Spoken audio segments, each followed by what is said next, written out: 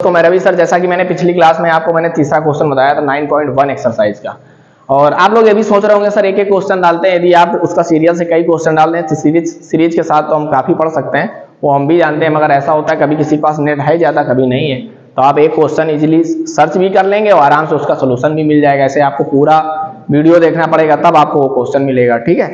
तो आप लोग हमारे वीडियो को देखते रहिएगा, हम जरूर आपको पूरे क्वेश्चन देंगे।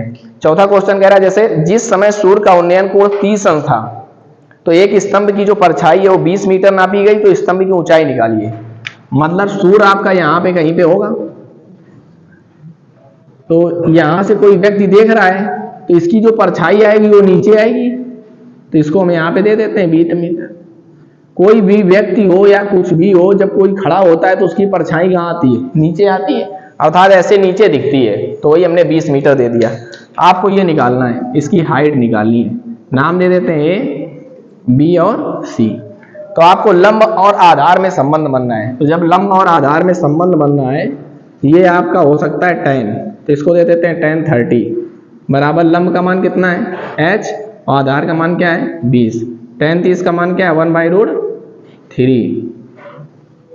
इसका इधर गुणा कर देते हैं तो ये आ जाएगा 20/√3 बराबर कैपिटल H।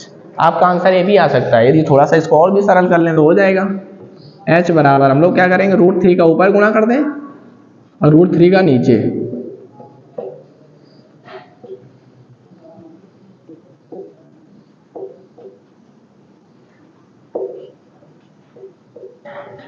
ये दोस्तों आपका क्वेश्चन नंबर 4 है, ठीक है। यदि एक क्वेश्चन नंबर इसी में बता देते हैं आपको, 2 क्वेश्चन हो जाएंगे। कह रहा क्वेश्चन नंबर 5 में कह रहा है जिस समय यदि एक मीनार की छाया उसकी लंबाई की √3 गुनी है। कह रहा है एक मीनार है, हमने मीनार बना दिया।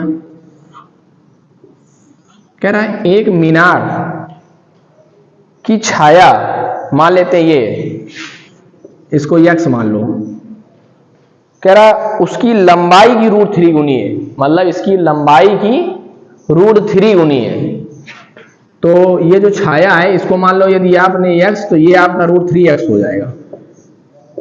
कह रहा लंबाई की √3 गुनी है, तो हमने लंबाई इसको x मान लिया, तो लंबाई की √3 गुनी थी तो हमने इसमें √3x का गुणा कर दिया। अब आपको थीटा निकालना है यहाँ पे।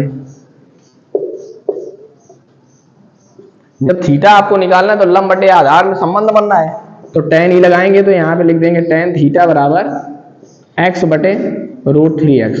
तो आप देख रहे होंगे x से x क्या हो गया, कट गया, ये आ गया tan थीटा बराबर 1/√3। अब देख रहे होंगे tan में 1/√3 मान किसका होता है, tan 30 का होता है, तो जो थीटा की वैल्यू आ जाएगी वो आ जाएगी 30 अंश। तो दोस्तों जो मैंने क्वेश्चन आपको बताए तो 5 नंबर ये था, ठीक है। अब नेक्स्ट क्वेश्चन आपको नेक्स्ट वीडियो में बताते हैं।